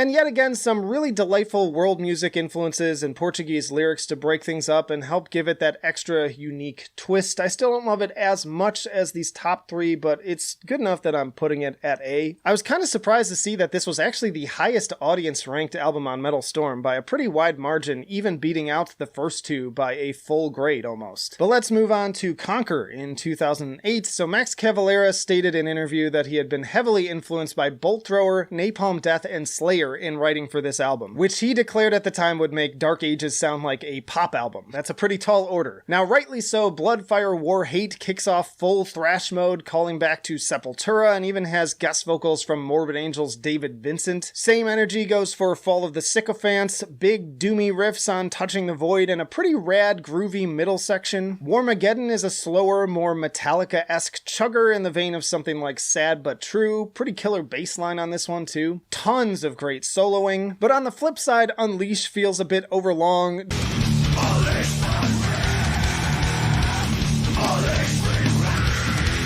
Doom is kind of uninspired until it gets to the chill part, and this is easily one of the worst Soulfly interludes. And there are some banger tracks here, but it's a little bit inconsistent as a full album. I'm giving this one kind of like a B-. Then we got Omen in 2010, and I gotta say, like, right from the outset, tracks like Blood Red and Beyond, Lethal Injection, Off With Their Heads, and Great Depression feel a little generic in their riffs at this point, and then Max's vocals likewise feel kind of lacking in the bloodlust that make his more simplistic style lyrics work. He's no poet, but when he belts it out, it gets you pumped. Rise of the Fallen calls back more to the earlier material with the big groove and also a little sitar. Greg Puciato of the Dillinger Escape Plan also provides additional vocals, and that sounds like a dream on paper, but a little bit clunky in execution.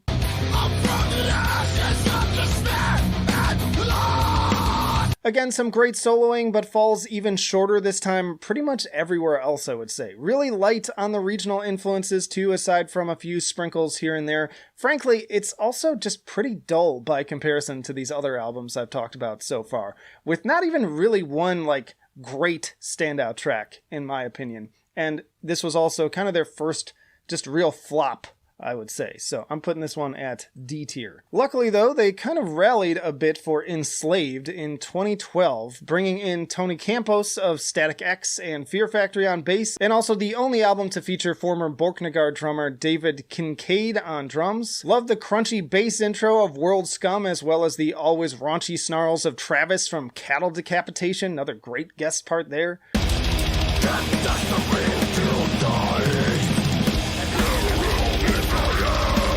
Gladiator is another groovy banger with some of the primitive energy as well as more sitar. Legions bringing that wailing wah effect that I also love. It's kind of another trademark element I associate with Soulfly. Max sounding ultra pissed on the intro of Treachery. Des Fafara of Coal Chamber and Devildriver guests on Redemption of Man by God, which seems like such a no-brainer in retrospect that I can't believe that this feature didn't happen sooner. Still a bit light on the world music and tribal elements, but it's nice to hear the Portuguese and Spanish guitar on Plata o Plomo. Definitely missed that. Notably, no Soulfly interlude either, which at this point is fine by me. Like, Chains and Revengeance make for a much stronger conclusion. This is also their last release on Roadrunner Records. I'm putting this one at A tier. Next is Savages in 2013, so just a year later, produced by Terry Date, who also did 3, Prophecy, and Dark Ages. This is their first album on Nuclear Blast. Max's son Zion is on drums, and his other son Igor is also on lead single Bloodshed, which, while this is very wholesome,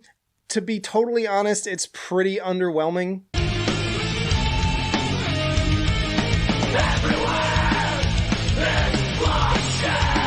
Some other guests here too, including Declare War's Jamie Hanks, Clutch's Neil Fallon, and Napalm Death's Mitch Harris. That last one in particular should also be something that, like, almost makes me fall in love with this album, but it's just not fully in service of something. Similar to Omen, it just feels a bit undercooked and unremarkable overall, and lacking really memorable tracks. It's a bit overlong too, at almost an hour. I'm also putting this one at D tier. Then we got Archangel in 2015, and this is actually the lowest rated album on Metal Storm at a miserable 6.8, which I don't fully agree with. I don't think it's a great album, but I don't think it's their worst by any stretch. We Sold Our Souls to Metal is really obnoxious, admittedly, and not a good way to open the album. The title track also feels like it kind of meanders all over the place, feels like they've kind of lost their focus on this one.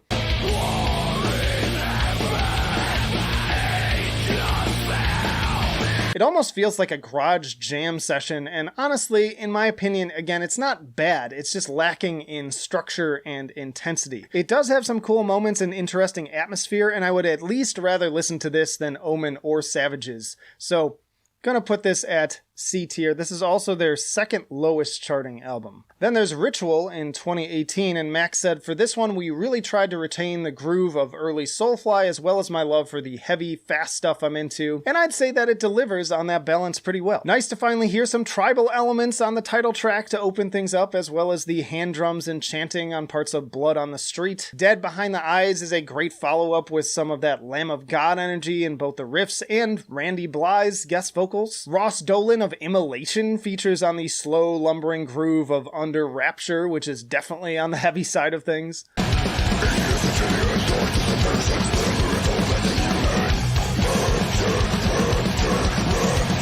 Bite the Bullet has both great riffs and drumming across the board. Feedback is fun with the clear Motorhead energy, and it actually has a decent Soulfly instrumental that captures some of that original spirit. Pretty concise too at 43 minutes, produced by Josh Wilbur. I'm putting this one at B tier. And that brings us to Totem in 2022. So given the inconsistency of those last few albums, I went into this new one with relatively low expectations, but hoping it would at least be more in line with that last one. Now off the bat, once more, I will say that especially given the theme and cover art, I still find myself a little disappointed that Soulfly aren't incorporating all of those great regional instruments and tribal elements that made me fall in love with the band to begin with. But that aside, they've still done a decent job of melding that atmosphere and overall spirit into the music. We do get some more overt nods here and there, especially on Soulfly 12, which feels like a return to form for these instrumentals, as well as the chanting, drumming, and kind of reggae-esque closing section of the nearly 10-minute closer, Spirit Animal, which also features guest vocals from Richie of Insight and soloing from Chris of Power Trip and Mammoth Grinder. But mostly the default approach here is a pretty straightforward groove metal style. And as far as how that pans out, no complaints here with absolute ragers like Scouring the Vial, which also features John Tardy of Obituary.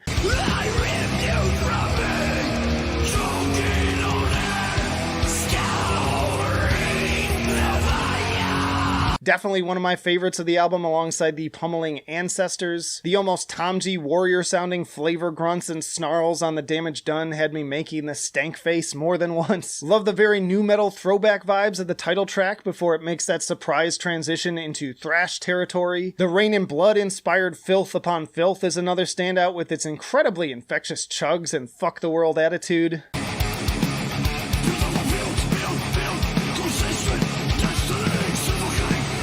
Really just tons of super heavy headbanging riffs and ripping solos in general, and honestly, this may be their most pissed off sounding record since Dark Ages. Genuinely, there's very little not to love without a single dud, and as far as Soulfly records go, this easily exceeded my expectations in just how consistently energetic and engaging it is all the way through. So all that said, I'm going to put this one at A tier and pretty high up at that. Sepultura has announced their farewell tour and retirement. So you know what it's finally time to do? Speak a little truth and people lose their minds. Yes, we are finally ranking the Sepultura discography, and we're starting right from the top with Morbid Visions in 1986.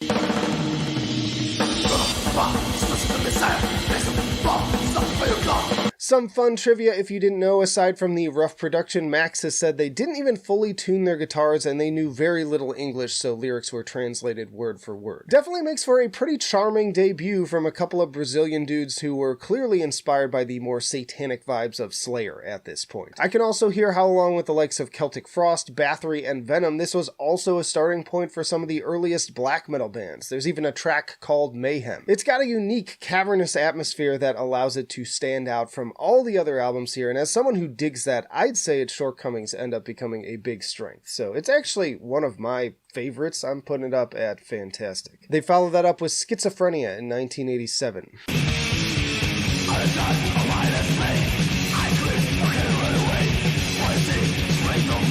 Now this feels like what they really wanted out of Morbid Visions. It's all that same aggression, but with better production and tighter performances, and also the first album with Andreas Kisser on guitar. From the Past Comes the Storms is pure Slayer, and you can hear the impact that Rain and Blood likely had on them, having come out just a year before. Septic Schizo is a rager, and I also hear some of that Celtic Frost still coming through on tracks like To the Wall and Escape to the Void. And then we get that great acoustic intro to the spooky, atmospheric Inquisition Symphony. This got them signed to Roadrunner Records, and frankly, I think it's extremely underrated. It's perfection for me. Like, just great album. I think the next two get a lot of credit, and this one not as much, but honestly, it's probably my favorite of those three. But speaking of which, we gotta move on to Beneath the Remains in 1989.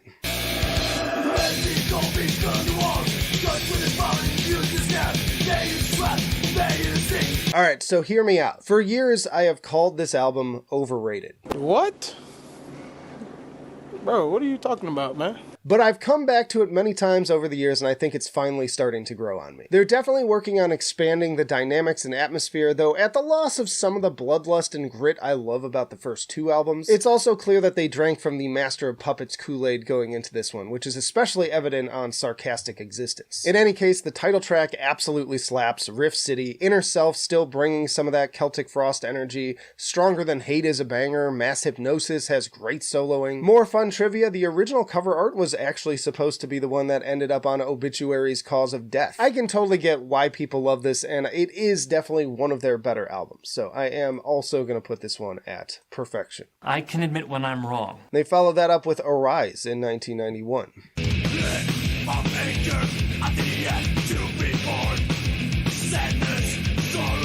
Continuing in a similar vein here, the opener has a great hook and fulfills the old promise of speed, and that transition to the slower part on Dead Embryonic Cells is everything. Desperate Cry also has some really infectious groove amidst the skanky beats, and I love the bass break on the kind of Metallica-esque Subtraction. Under Siege bringing some mild industrial vibes, Meaningless Movements delivering the hooks, and the intro to Altered State with the more tribal drumming feels like a teaser of their more regional influences to come. It took me a while to get into this one too, for whatever reason, and I think I like Beneath slightly more, but it does only get better with each listen. This was also their first album to hit Billboard charts and was also voted the favorite right here on the channel community tab. So some people are probably going to be mad. I'm going to put it at fantastic, not perfection.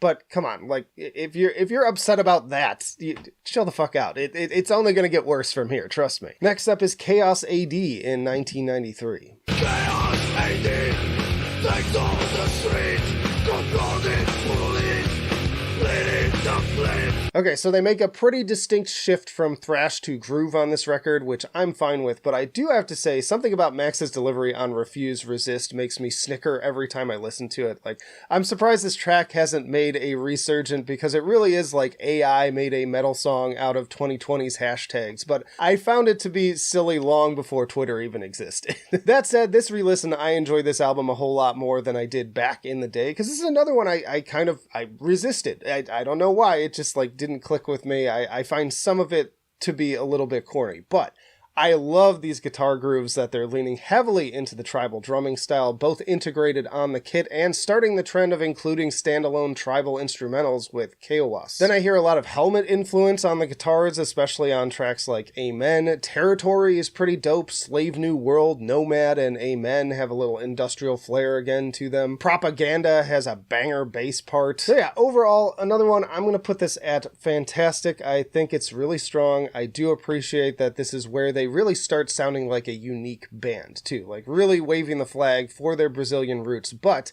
speaking of which, there's another album I think does this even better.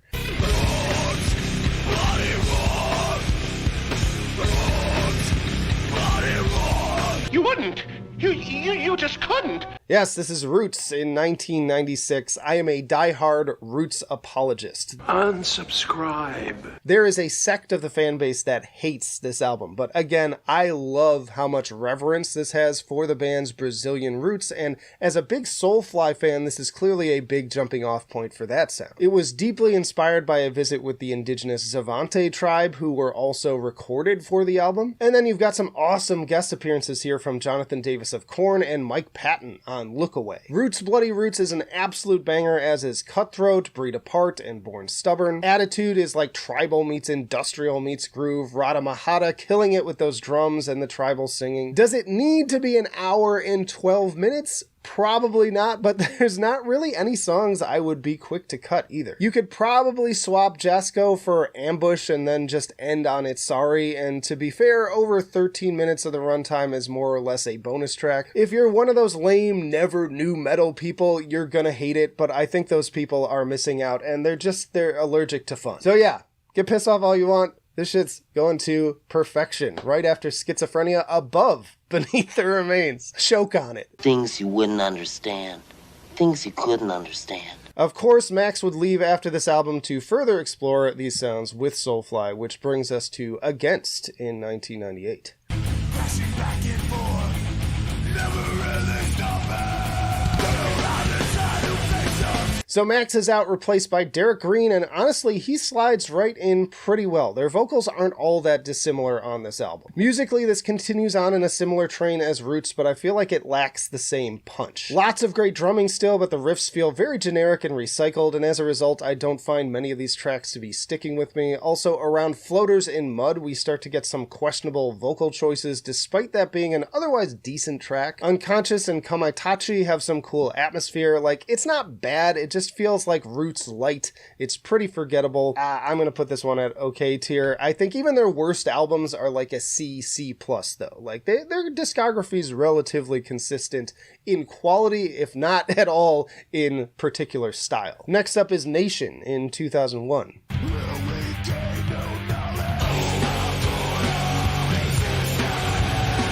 This album was better reviewed than Against, but apparently sold even less. To me, though, it just doesn't feel like much has changed. More great drumming in service of pretty unimaginative songwriting. And if you ask me, Soulfly were absolutely bodying Sepultura at this point with the same style. As always, by all means, comment below if you do disagree and why. I'm always interested in hearing perspectives outside of my own. This is all subjective. And by the way, if you're enjoying the video, hit the like button. If you hate it, hit the dislike button. I don't care. The hate only makes me stronger. Anyways, Umakura is kind of fun. The second half, I would say, is much stronger than the first. Some cool guest spots here from Jello Biafra of Dead Kennedys and Jamie Josta of Hatebreed. I like the song Reject, but ultimately this one is also going to just okay for me. Then we got Roarback in 2003.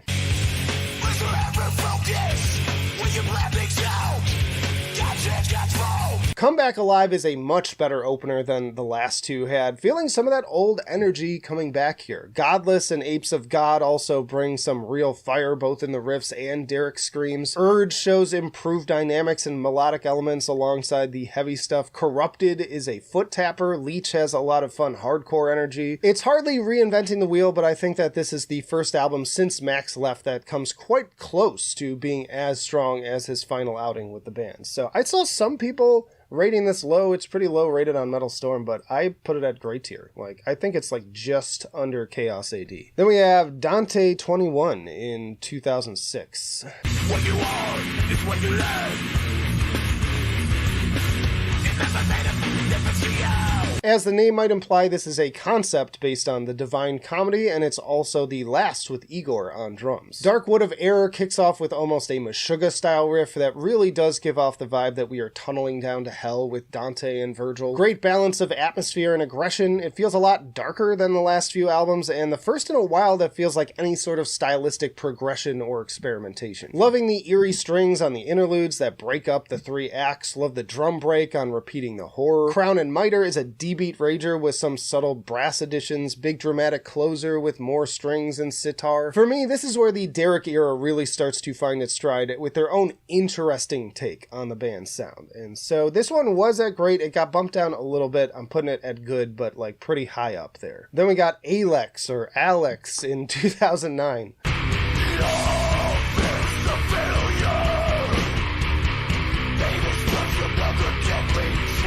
So that experimentation continues with another concept album, this one based on A Clockwork Orange. I've taught you much, my little droogies. I'm not in love with how this album starts with Moloko Mesto feeling a little half-baked, but from there, things get really interesting. I love how hard Filthy Rot goes with the kind of Fear Factory vibe and sick backup vocals, but then we've also got a few tracks on the slower side, like the sludgy We've Lost You and some pretty outright doomy interludes. What I Do and Enough Said have some more Celtic Frost-sounding riffs coming back. Sadistic Values is full-on atmosphere with clean, plodding guitars over a rolling snare drum, slowly evolving into another more genty-sounding riff. Ludwig van incorporates classical music fitting to the concept. Really, every track has this very imposing atmosphere and is several steps darker even from the previous album. I feel like they only get more interesting the more they venture away from roots. In a way, it goes back to the more blackened aesthetic of the early stuff, just not in a thrash style. This is much more kind of grand, symphonic, progressive. I really think it's amazing. I'm going to put it at great tier, pretty high up at that. Then we have Kairos in 2011.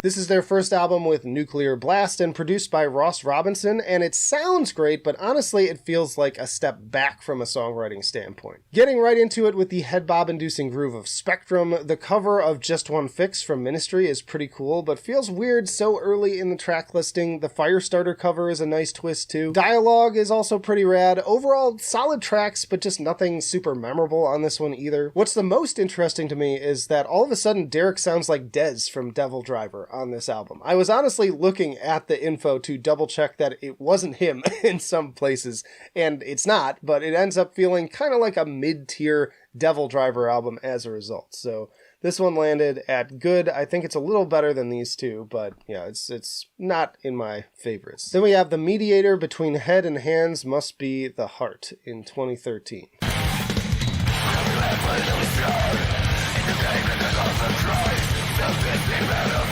This one is based on the 1927 film Metropolis, largely a continuation of the sound from that last album. It opens up on a very grindy note with Trauma of War, but then mixes things up with a lot of slower and mid-paced tracks. The Vatican is a banger, great riffs and tribal drumming on Manipulation of Tragedy. Love the chugging Impending Doom, and both the Bliss of Ignorance and the Age of the Atheist goes pretty damn hard. Notably, Dave Lombardo plays drums on Obsessed, too. I'm not a big fan of Grief, which has some cool ideas, but I don't think they're executed that well. I didn't care for this one at first. It has grown on me though, and it's another one that I think is at least more interesting. So it's going to good tier. Then we got Machine Messiah in 2017.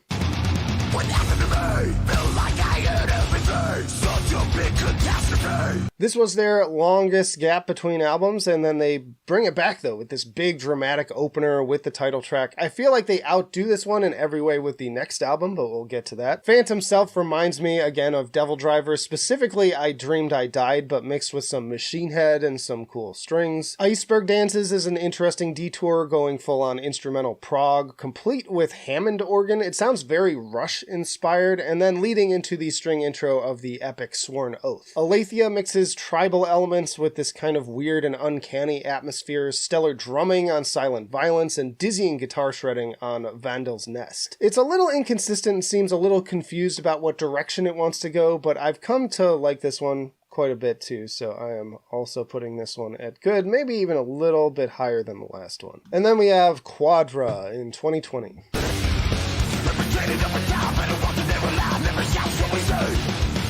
Isolation is the type of opener I was talking about. Better way to put your best foot forward with those glorious strings and then just a total ripper of a track. I also really like the infectious grooves of Means to an End, and Capital Enslavement is both a total headbanger and showcases even better integration of the little string hook. More great tribal drumming across the board and catchy groove on Autumn. The Pentagram is just pure shred on par with most modern thrash metal albums. And then they step up the drama even more on the incredible Guardians of the Earth and Agony of Defeat, the latter of which has these chorals as well as some very Led Zeppelin kind of cashmere sounding strings. Epic in every sense of the word. This is arguably the strongest Derek era album start to finish, and I love that it's going to stand as their grand farewell to the fans. It is going to great tier.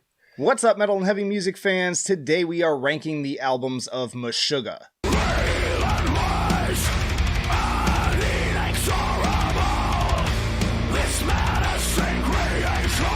Alright, let's kick things off at the beginning with Contradictions Collapse in 1991. I actually got my start with Meshuggah on Destroy, Erase, Improve and had to circle back to this one later. Kind of avoided it for a while because, I don't know, just something about it didn't necessarily appeal to me, but ultimately, it's a pretty solid album. I think the best way I've heard it described is as kind of like an extension of Metallica's And Justice for All and Master of Puppets. I can definitely hear that in Jens's vocals on this particular album. He's kind of putting more of that Hetfield Jarl into it, and the riffs are definitely kind of prog-era Metallica. Taken just on its own, I would probably give this album like a B-, but within the larger context of the band's discography, I feel like a D feels more appropriate. So then we have Destroy, Erase, Improve in 1995, and like I said, this was my initial exposure to the band. My friends and I had been downloading songs from bands we'd come across in metal magazines, and I stumbled onto the track Future Breed Machine, and it just blew my mind, and I've been a fan ever since I heard it. This is where the band actually started to kind of develop their own sound with that trademark djent guitar tone and style, and then mixing that with those kind of jazzy interludes. Also, a couple of little factoids here. This album is number 42 on Rolling Stone's 50 Greatest Prog Rock Albums of All Time, and 77th on their list of 100 Greatest Metal Albums of All Time. So needless to say, it's popular and for a good reason. The first 3 tracks to me are excellent, maybe even perfection, but it does kind of start to lose some steam after Transfixion. There are also longer jazz parts like Acrid Plasticity that make for a more dynamic listen, but ultimately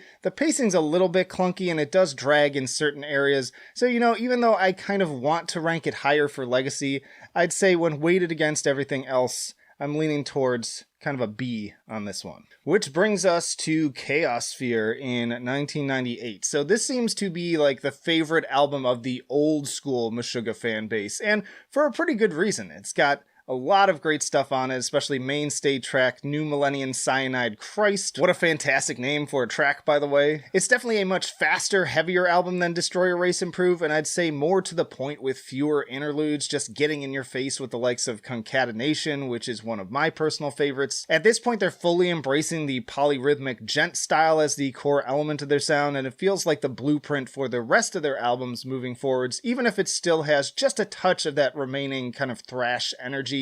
Another album I had to cycle back to as well, because even though I was initially exposed to Meshuggah with Destroy, Erase, Improve, I heard that album when nothing was coming out, so I basically skipped over this one. But I really kicked myself when I did finally come back to it, because damn, this is a really good album. I just happened across the CD in a discount bin for like $1, and I was like, well, hell, I can't say no to that, and I never looked back once I pressed play on it. I think the first half in particular is pretty much perfection, with pummeling ragers like Corridor of Chameleons, and then the groovier Neurotica, and then the second half's really solid too, with tracks like Sane, but that first half especially just kicks your fucking ass. I also like the weird vocals on the exquisite machinery of Torture, which will come full circle in a way. I will say that this one feels a little bit overly uniform when compared to some of my personal favorites. Like, there's just a lot of sameness between the tracks, so for that, it's not quite an S for me, but definitely I'd say an A.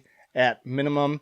Fantastic album and a must listen for the band. Then we have Nothing in 2002. So this has been my mainstay Meshuggah album basically since the day that it came out. I remember there were ads everywhere in the magazines I was reading, hyping it up, and they had the tagline, "You'll get nothing and like it," which I always found clever, so it kind of stuck with me. So yeah, unsurprisingly, this is an S-tier Meshuggah album. For me personally, and for my money, it's also one of their most dynamic and varied albums with a lot of different textures and layers to it while never straying too far from their core sound. I definitely hear some interesting influence from the nu metal movement on the atmosphere and the production as well, which has also, it was pretty typical to other bands like Fear Factory around this time as well. Everybody was kind of figuring out, like, how do we capitalize on this new popular thing, but they did so in a way where it doesn't fall into, like, the worst tropes of that. And anyways, this also ditches basically any remaining thrash influences and really leans into the slower, groovier elements, full-on hypnotic head-bobbing music at this point. It was also remastered in 2006 with 8-string guitars, and I like both versions. Obviously, the 8-string version has a lot more low end,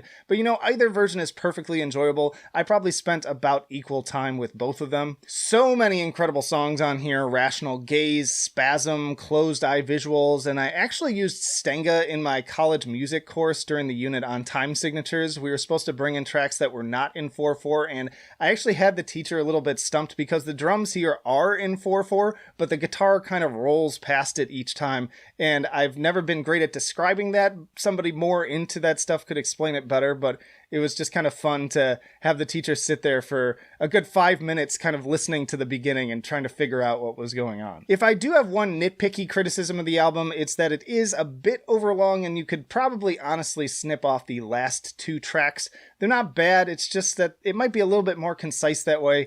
Either way, I could listen to this album over and over again, and I do, and I think for all of those reasons, it is worthy of that S-tier level. Next up, we have the infamous Catch 33 in 2005. So I was pretty hyped for this to come out, coming off of the IEP in 2004, which also totally blew my mind.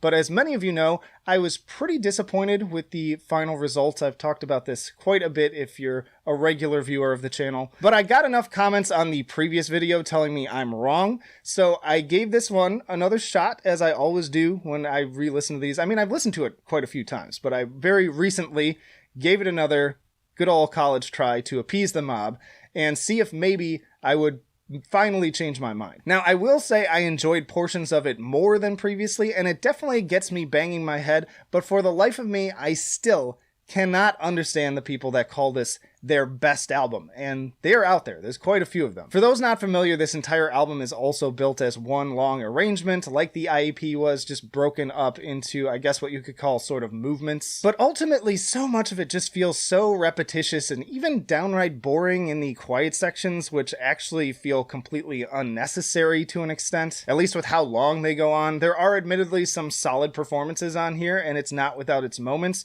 I respect the experimentation, but it just doesn't stack up in comparison to the others. And the cardinal sin is that one of the main draws of Meshuggah is the rhythms. Like, that's kind of the whole thing, right? Like, everything down to the vocals is percussion. And so particularly Hake's drumming is such an important element, in my opinion.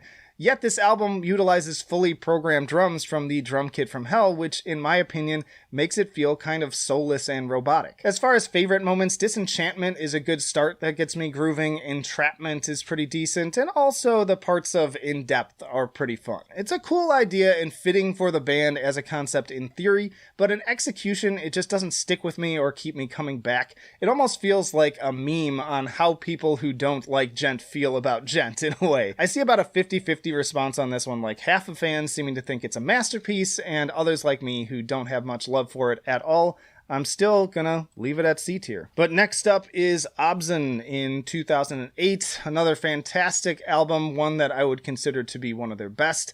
I love Combustion. It really kicks you in the face right out of the gate, and that bass intro always reminds me of Tool, which makes sense because they're actually touring with them around this time, and this song just grabs you by the throat and is just an excellent way to kick off the album. Then, of course, there's Bleed. Both of these songs, I'd say, are probably in like their top 5 songs of all time, and seeing them perform Bleed live, too, like almost brought down the damn house at the venue. There's something so malevolent about that little ascending and descending riff that just really tickles the reptilian part of your brain. They should do psychological research around the effects of that song. This was also kind of a return to their faster paced material because both Nothing and Catch 33 had that kind of slower, groovier pace, and this is more like raw, in your face, just super balls to the wall. Then there are also some great deeper cuts on here like Electric Red, Provis, and the closer Dancers to a Discordant System, which ends on the same utterly destructive, apocalyptic note that this album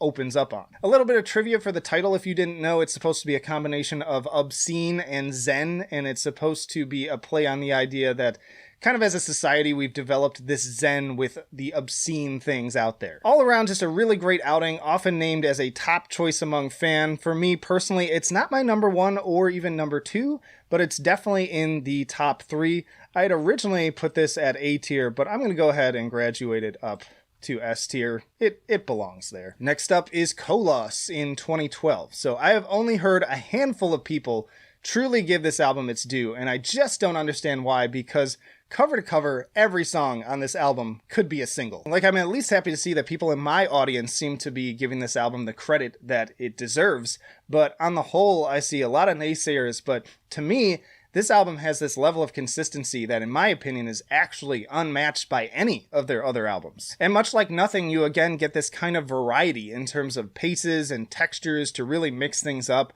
You've got the lumbering menace of I Am Colossus. You've got the groove machine of Do Not Look Down, the maniacal tapping of The Demon's Name is Surveillance, the frantic sliding on Marrow, which is just like neck-snapping material, and the mega gent mosh pit anthem Demiurge, which is another absolute barn burner and top 10 track for them. And I've mentioned this before, but I heard someone refer to this album as slower than the other ones, and to that person, I have to say, are we listening to the same album? Because if we are, you should really get your ears checked and listen again. Seriously, what's not to love on this thing? This is a great album that deserves more recognition, and it barely feels its length because it's another one that's nearly an hour, but it just breezes by. And to include an actual quote from Thomas Hake on this one, he said, "As always, we try to make our music in a slightly different direction with each album, and with Kolos, we feel we really nailed what we were going for. Organic brutality, viscera, and groove all crammed into a 54-minute metalicious treat best avoided by the faint of heart." I concur. I'm going to say it again, and I don't care who disagrees.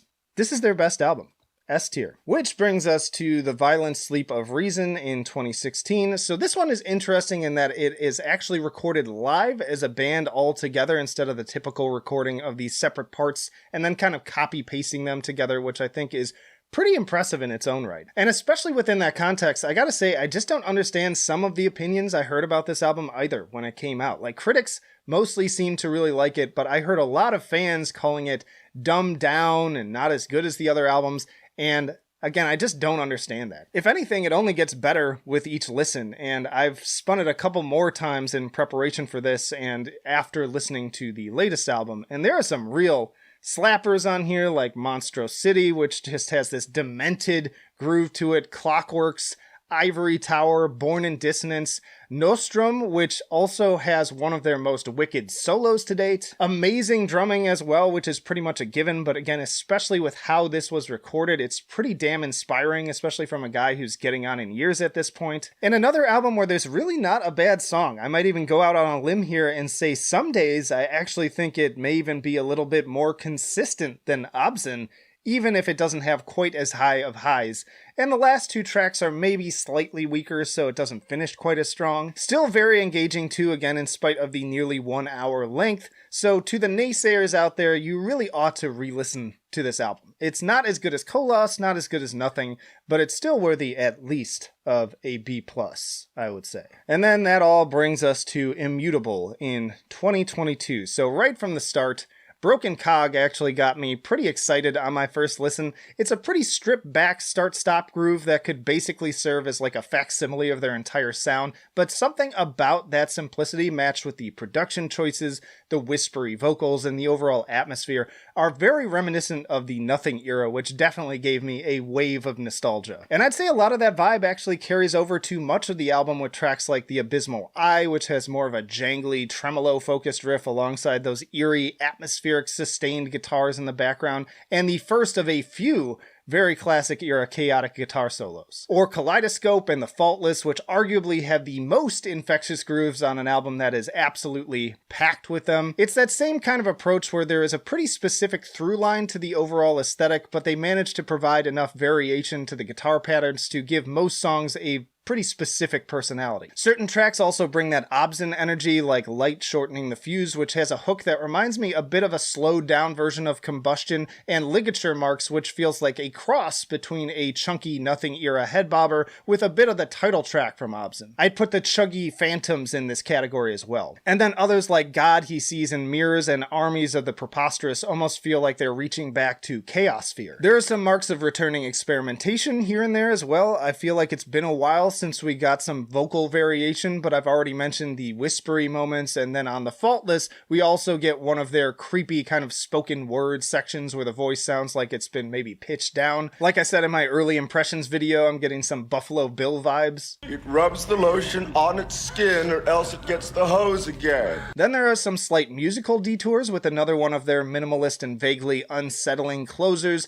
the eerie interlude of Black Cathedral, which forgoes any djenting at all in favor of more of a black metal sound, and probably the one that sounds most unlike any of their previous material. And then the soft, chill break with the intro of the nearly 10-minute instrumental They Move Below, which is something they've done before, but not necessarily to this degree. Speaking of which, it is definitely worth discussing the length here, as at 68 minutes, this is Meshuggah's longest album yet by a pretty decent margin. Regular viewers know I frequently complain about long albums, and I want to be clear, I mean that in terms of albums being longer than they need to be. Some warrant an hour plus runtime like Opeth's strongest material, others do not. As for Immutable, even after dozens of listens now, I'm still pretty pleasantly surprised. My feelings are a little bit mixed. I do think it could be trimmed down or even potentially broken into like 2 albums, but generally there's not a moment on here that bores me, like even after all this time it's had to sink in. Thanks to the little variations and experiments here and there, they keep me pretty engaged all the way through.